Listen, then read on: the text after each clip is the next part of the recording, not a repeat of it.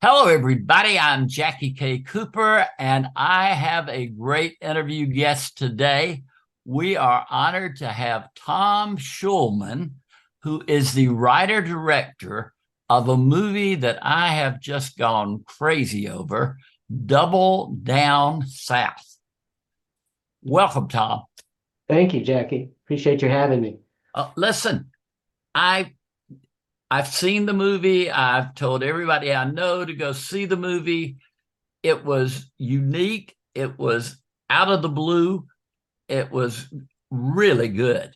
Oh, well, thank you. Appreciate that. But now, one other thing I want to get out of the way real quick. You also wrote one of my favorite all time movies, one that was just made a huge impact on me, which was The Dead Poets Society. Oh, yeah, And you won the Oscar for that screenplay. that's right. Yeah. Wow, you've done it, Tom. Well, I've tried. Thank you. Now, what brought you to Double Down South? You wrote it and directed it. So Yeah, what? I grew up in Nashville, and part of my misspent youth was at pool halls, and there was one in Nashville called the 20th Century Pool Hall. It was a dive, second story dive, just falling down place. Kind of dangerous in hindsight. Fights in the parking lot and so forth. And in the back of there, three Nicks ran the place. Old Nick, Middle Nick, and Young Nick. Although My young gosh. Yeah, young Nick was about, I'd say 35, 40. So I don't know. And you'd ask them what the relationship was between them, and they would just tell you to, shut up and get out of their face. So they were, mean old guys. And but that stuck with me. And there in the back of the pool hall, they played Keno. So How and it long was has it been around? I never it, heard of Keno Pool. for me, I saw it in several pool halls, so it never occurred to me back when I was a kid that there was anything special about it. But since I got interested in it again, I did some research. Apparently, it came around. It was invented by the Bally Game Company in Chicago. And they made pinball machines. So if you think about it, those holes that they had for the balls in the pinball machines sort of matches up with this idea of having a board on a pool table with holes drilled in it. So, but anyway, it became a very popular game for about 100 years.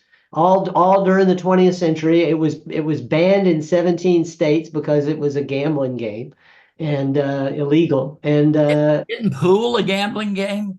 yeah, but they for some reason this board, just and maybe because of the doubling up and how you could make your own rules to go with it. So, who knows what people came up with that. But that's what they say when I read about it. It was very popular in the 20s and the 30s.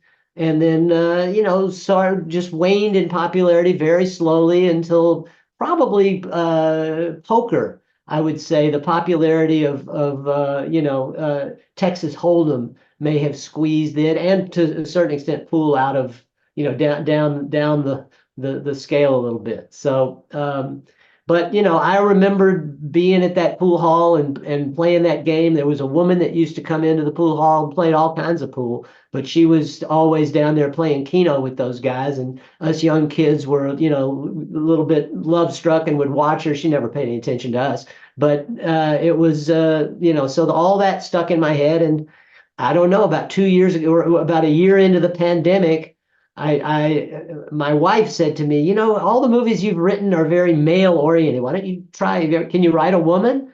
I said, I don't know, but maybe that woman is the one. So I sat down and wrote this thing. And the character is fascinating. I mean, I was not.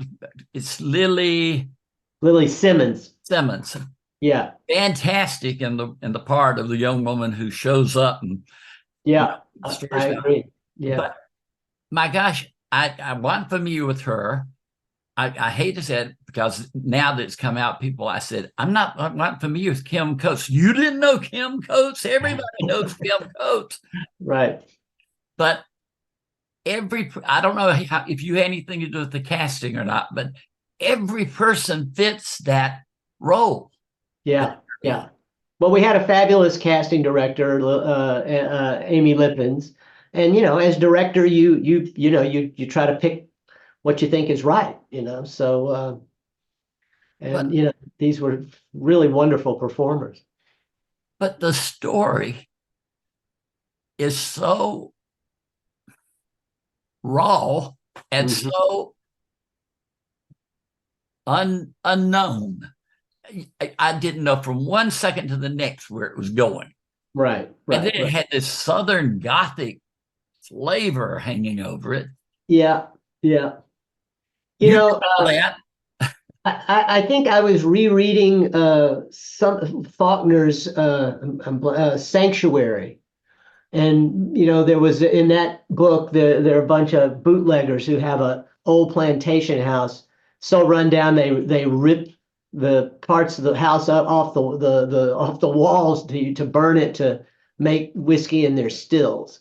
And that just struck me as okay, there's some it makes sense because I had a friend whose brother had a 24-hour poker game in his living room in Nashville, and he paid off the cops. He bought a federal gambler's license so he wouldn't end up like Al Capone. He could pay income tax.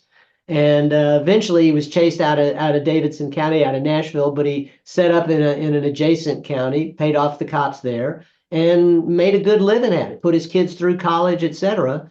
And it was a rough trade place. And he was kind of smart enough to recruit big poker players, Amarillo Slim and people like that, people that the poker players had heard of, to come out there for a week or two and play, and all the locals would come and play big stakes poker against those guys and try to see how they did. And he would just all that my friend's brother did was just cut the pot, and so that kind of was where this notion of this gambling, house came from for me. So, out in the middle of nowhere in the sticks, as you saw it. Where did you locate? I mean, where did you find the house? Well, the exterior of the house is Union, South Carolina, I which is know up. Union well. Okay, yeah, great little town. And then the interior is Madison, Georgia. I know Madison. So Yeah, yeah, yeah, yeah. I'm from yeah. Clinton, which is probably 35 miles from Union.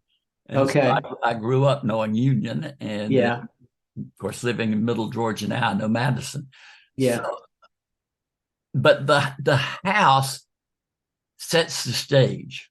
yeah. It really does. Well, it's a cliche, but the location really was a character in this movie. So But there's just those little touches. I don't want to give any spoilers because I don't want anything to interfere with people's enjoyment of this movie. But there's Nick and old Nick and Nick, the non-related Nick. right, Little Nick, yeah. And they're just features about each one of those three characters that are just so unique and Hmm. not necessarily what you would expect. I mean, just and the blend, Lily Simmons just blends right in with them. I'm thinking, my gosh, she's a talented actress. Why haven't I seen her before? Yeah, I know. She's definitely, had a career and done a lot of good stuff. I saw her in a series called Banshee, where she just felt like she was perfect for this. I believe this woman could pull this off, could survive and maybe do well in a place like this. So, it felt right to me. But you have had a great and are still having a great career. But you wrote What About Bob? Hmm. You wrote Medicine Man, Hmm. which was one of my favorite films back in the day. Sean Connery and Lorraine Bracco. Yeah. A beautiful movie, beautiful musical score to that movie. Hmm. Hmm. But you have had all this. But then I looked and you have intervals. Yeah.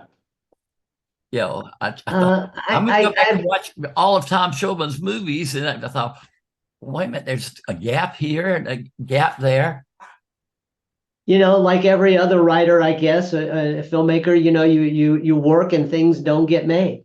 So, or you do a rewrite here on somebody else's project, or, that sort of thing. But, and I tend to like to do originals, which is, it's a tough road to hoe in these days. There's so much focus on what they call IP, and so that makes it harder. It's harder to set up and get an original made, but um, that doesn't stop me from trying.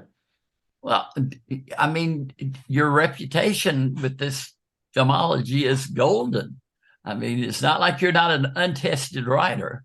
Right, right. But if your movies don't perform well at the box office or whatnot, then a lot of the shine wears off. So and as it should, you don't really want people saying anything you think of gets made. That's that you go that way and you die a quick death. So I think you want people to make their best judgments, and it's always a struggle to get things going. Just always. It doesn't matter where you are in your career, I think. What concerns me about Double Down South is that it get the widest exposure.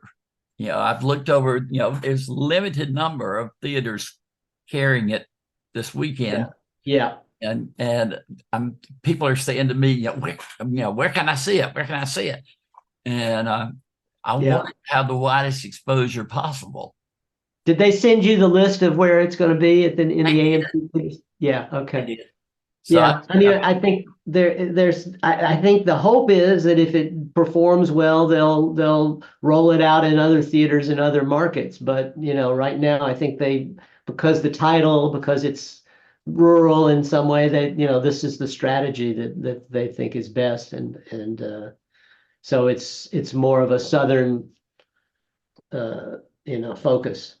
Well, I'm hoping, word of mouth and social media Yeah. are gonna do the trick, and get people into theaters. Well, thank you so much for your support of this. That's Listen, so I cannot tell you because it was so funny. I review 4 movies a week, and mainly I have to get the mainstream ones, that come out. But I just every once in a while I decide just to pull one from because I get tons. Mhm. And there was something I looked in the list of what I had available, and it said Double Down South. And I thought, I don't know anything about that. And then I thought, okay, I'll just start it and, see what it's like. I couldn't stop. Oh, that's I, great. I couldn't literally not stop. I think it was like 12 o'clock midnight or something. And I'm sitting, what's going to happen next? What's going to happen next? Oh, wow. And you surprised me at every turn. Oh, that's great. That's great. And, Well, it's our good fortune you pulled it out of that list and that pile and liked it. and I do have to say, it was like the first, I know The Color of Money was in there, but The Hustler was 62 years ago or whatever. Mhm. And this movie has some of the flavor of The Hustler. Well, there's no higher praise from my perspective than that. So it should just be, to even be in the same conversation with the hustler is, Well, I did. I thought, because I'm of an age, I remember The Hustler and I remember the sequel. But this just, again, how did you get Lily Simmons so good shooting pool? I mean, I believe she could clean the table every time. yeah. I have a friend, Matt Craven, who's an actor, wonderful actor. I've heard of him. Yeah, and he's a great pool player. I mean, he was a pool hustler when he was 12, 13, 14 years old. He's the best pool player I've ever seen. And so when I cast her, I called him and said, "Would you meet me and her and let's take a look at her?" And she said she played some pool, and so we said shoot a few shots, and Matt and I looked at each other and went, hmm. Matt said, "Give me 2 weeks." So and he spent 2, 3 weeks with her every day. She was really tenacious, and she became really good He in is 2 weeks. absolutely believable. I mean, Yeah, the way yeah. she I know nothing about pool, so we'll take that consideration aside. But just the way she holds it and the way she but chalks it or whatever it is with the tip and assembles it. Yeah. It's like this is mine. This is my special pool cue and Yeah. the whole thing.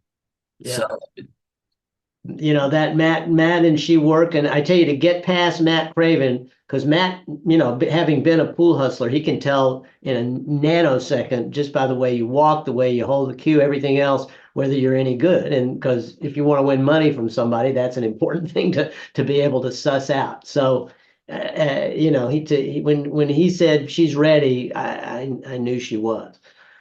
but I can't remember all the names of the actors, but they're also good. But one person I didn't realize I was watching was Jeff Tracta, Yeah, and from Bold and the Beautiful, yeah. because a good friend of mine, Bobby Eakes from Georgia, she played Macy in The Bold and the Beautiful, and she was Oh, always wow. talking about Jeff can do this, Jeff can sing, Jeff can do that, but he didn't look like himself. I didn't recognize him. He did a great job. Wasn't he great? I know. He is so talented. Oh my God. And he, just he did an audition that was fabulous, and he was great, on screen. Well, So he just melted right into that character. I know. I so admire actors' ability to do that, and so grateful when you're a director that they come on, Well, just so capable. I admire directors who can get that out of actors.